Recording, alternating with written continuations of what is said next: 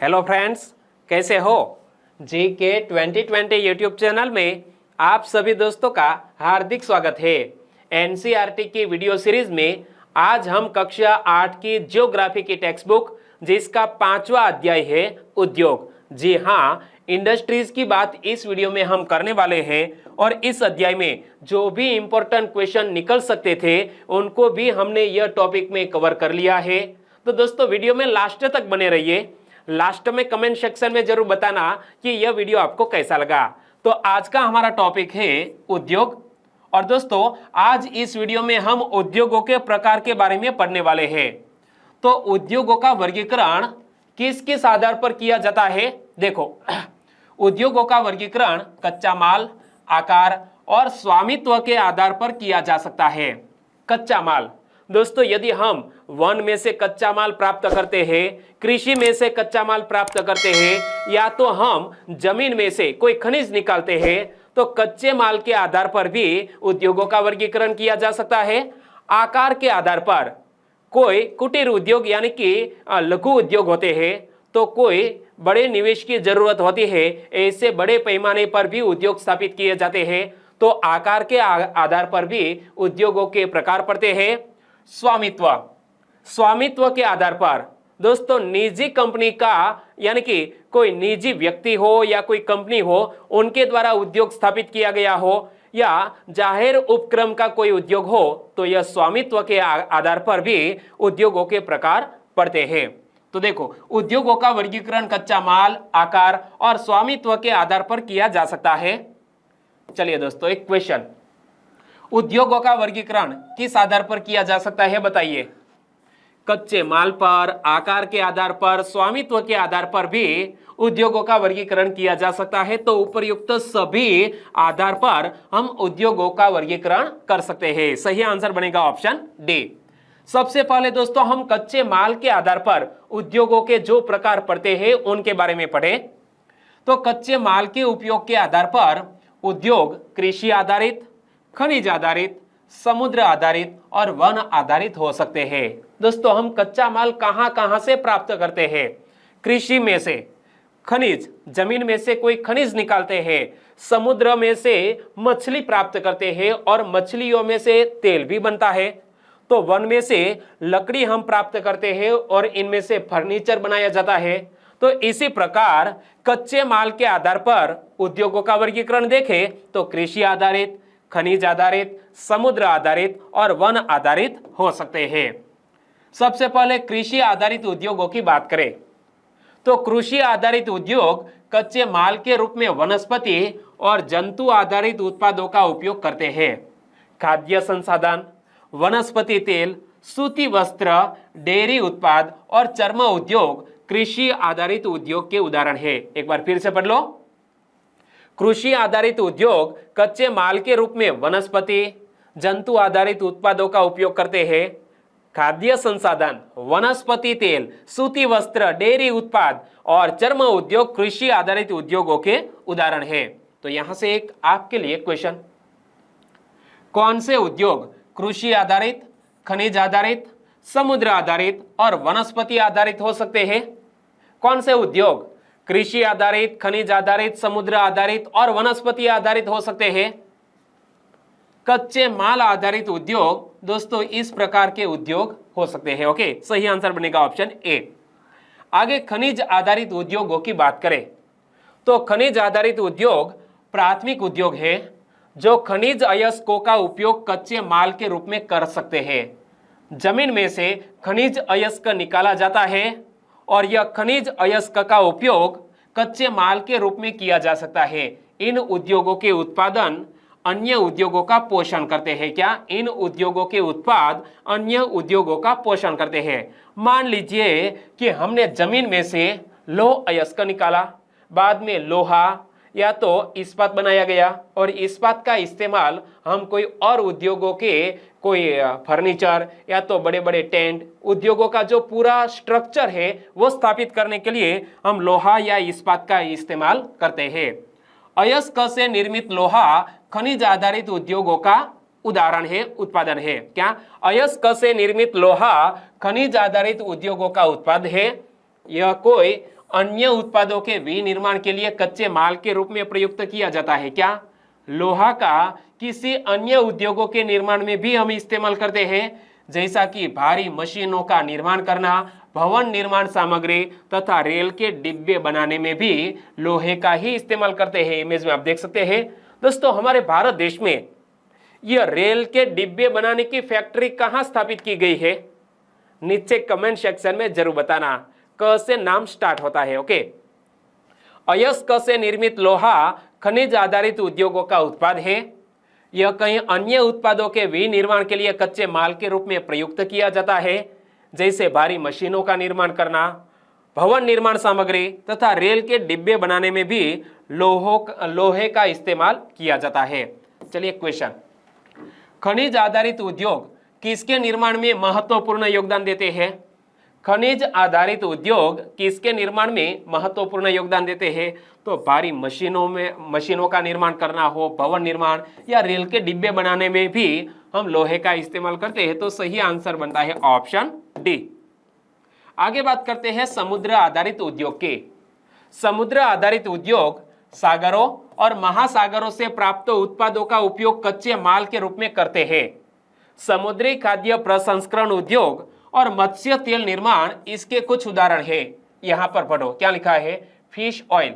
दोस्तों, मत्स्य उद्योग में मत्स्य तेल का भी उपयोग निर्माण किया जाता है। तो यह समुद्र आधारित उद्योग सागरों और महासागरों से प्राप्त उत्पादों का उपयोग कच्चे माल के रूप में करते हैं। समुद्री खाद्य प्रसंस्करण उद्योग और मत्स्य तेल निर्माण इसके कुछ उदाहरण है। चलिए क्वेश्चन, सागरों और महासागरों से प्राप्त उत्पादों का उपयोग कच्चे माल के रूप में करते हैं किस प्रकार के उद्योग में? समुद्र आधारित उद्योग में। सही आंसर ऑप्शन सी। आगे दोस्तों, वन आधारित उद्योगों की बात करें तो वन आधारित उद्योग वनों से प्राप्त उत्पादन का उपयोग कच्चे माल के रूप में करते हैं। क्या वन आधारित उद्योग वनों से प्राप्त उत्पाद का उपयोग कच्चे माल के रूप में करते हैं? मान लीजिए कि आपने जंगल में से लकड़ी प्राप्त की और लकड़ी में से यह फर्नीचर बनाया जा रहा है, तो यह वन आधारित उद्योग वनों से प्राप्त उत्पाद का उपयोग कच्चे माल के रूप में करते हैं। लुगदी एवं कागज बनाना, यहाँ पर देखो कागज के बड़े बड़े रोल है यहाँ पर। तो लुगदी एवं कागज, औषध रसायन, फर्नीचर और भवन निर्माण वनों से संबंधित उद्योग है। भवन निर्माण कैसे दोस्तों? तो कोई भवन यानी कि मकान बनाने में भी वनों के लकड़ी का इस्तेमाल किया जाता है। हमारे भारत देश में बहुत सारे क्षेत्र है जहां वनों से कोई बांस लेकर भी घर बनाए जाते हैं। ओके, क्वेश्चन, वन आधारित उद्योगों से संबंधित नहीं है। दोस्तों, एक ऑप्शन ऐसा है जो वन आधारित उद्योगों से संबंधित नहीं है। तो लुगदी एवं कागज वनस्पति में से बनाए जाते हैं, तो यह वन आधारित उद्योग है।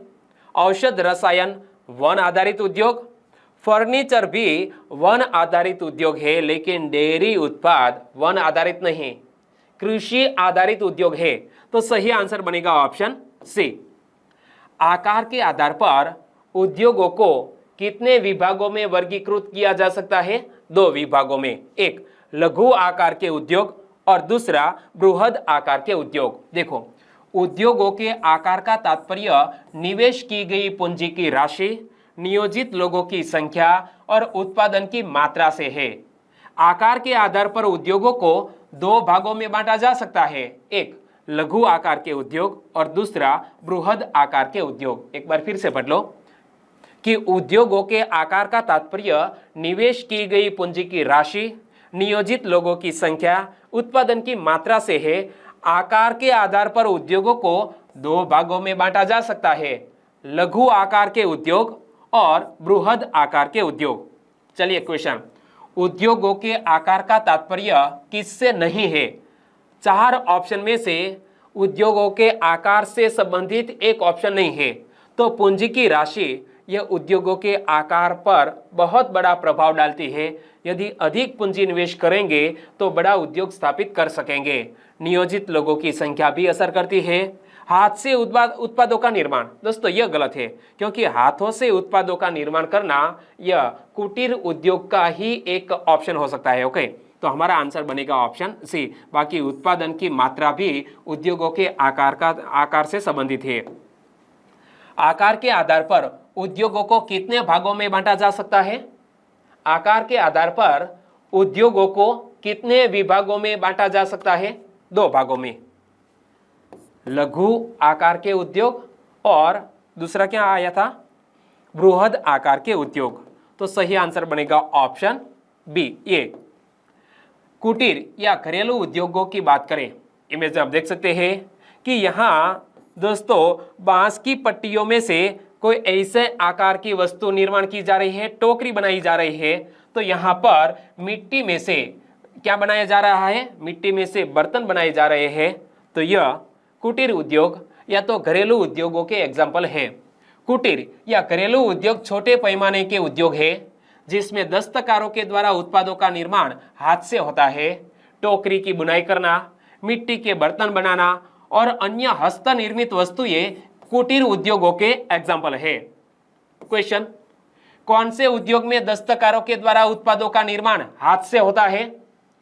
दस्तकारों के द्वारा उत्पादों का निर्माण हाथ से होता है, यह कुटीर उद्योगों का ही एक सेंटेंस है। सही आंसर बनेगा ऑप्शन बी।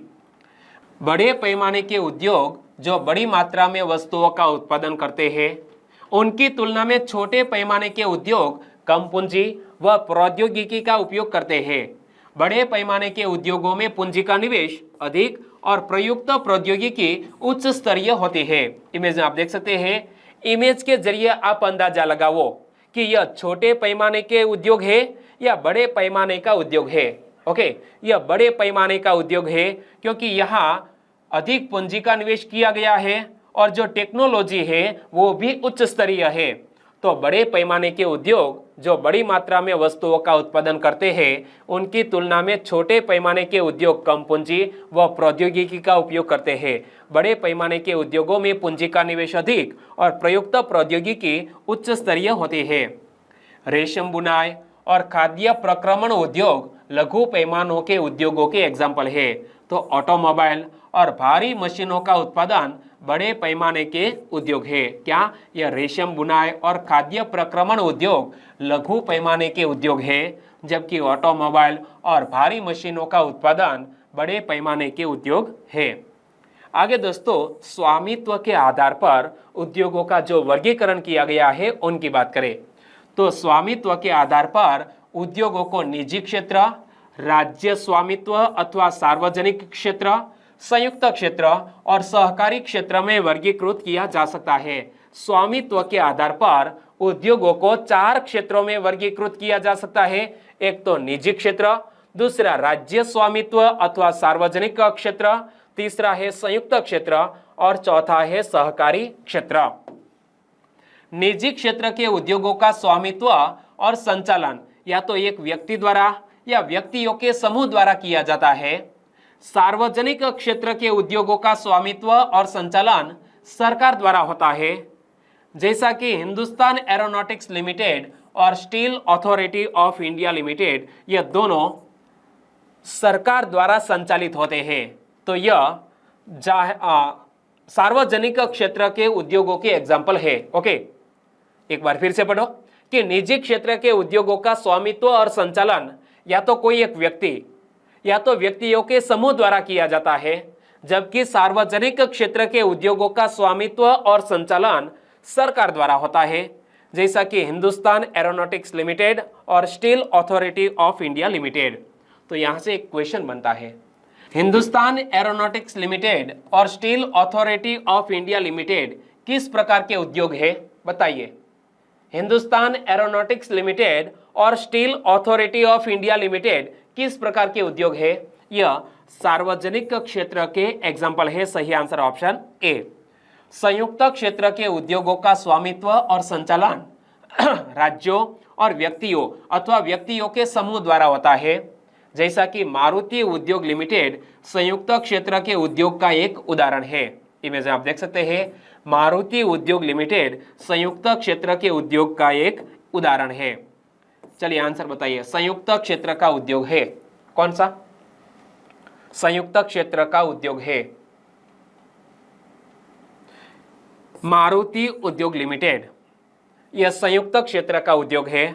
बाकी हिंदुस्तान एरोनॉटिक्स लिमिटेड सार्वजनिक क्षेत्र का उद्योग, steel authority of India limited भी सार्वजनिक क्षेत्र का उद्योग, जबकि आनंद मिल्क यूनियन लिमिटेड यह सहकारी क्षेत्र का एक उद्योग है। ओके, सही आंसर ऑप्शन सी। सहकारी क्षेत्र के उद्योगों का स्वामित्व और संचालन कच्चे माल के उत्पादकों या पूर्तिकारों, कामगारों अथवा दोनों द्वारा होता है। आनंद मिल्क यूनियन लिमिटेड एवं सुधा डेयरी सहकारी उपक्रम के उत्तम उदाहरण है। इमेज में आप देख सकते हैं आनंद मिल्क यूनियन लिमिटेड यह सहकारी उपक्रम का एक उत्तम उदाहरण है। तो सहकारी क्षेत्र के उद्योगों का स्वामित्व और संचालन कच्चे माल के उत्पादकों या पूर्तिकारों, कामगारों अथवा दोनों द्वारा होता है। आनंद मिल्क यूनियन लिमिटेड एवं सुधा डेयरी सहकारी उपक्रम के उत्तम उदाहरण है। तो सुधा डेयरी किसका उत्तम उदाहरण है? ऐसा क्वेश्चन एग्जामिनेशन में आए तो सुधा डेयरी किसका उत्तम उदाहरण है? यह सहकारी क्षेत्र का उत्तम उदाहरण है। सही आंसर ऑप्शन सी। दोस्तों, वीडियो को खत्म करते हैं। इस वीडियो में हमने जो भी उद्योगों का वर्गीकरण था वो समझने की कोशिश की। वीडियो वाकई में अच्छा लगा, हेल्पफुल लगा तो प्लीज़ वीडियो को लाइक करें और हमारी एनसीईआरटी वीडियो सीरीज से जुड़कर आप हिस्ट्री, ज्योग्राफी और कॉन्स्टिट्यूशन जैसे महत्वपूर्ण सब्जेक्ट आप कवर कर सकेंगे। ओके, तो हमारे साथ जुड़े रहिए और अपने दोस्तों को भी हमारी GK 2020 यूट्यूब चैनल के लिंक फेसबुक, व्हाट्सएप या टेलीग्राम के जरिए शेयर करना मत भूलिएगा। बस छोटी सी उम्मीद के साथ वीडियो खत्म करते हैं। कल मिलेंगे इसी टॉपिक में एक नई बात लेकर। ओके, आपका दिन शुभ रहे। टेक केयर एंड जय हिंद।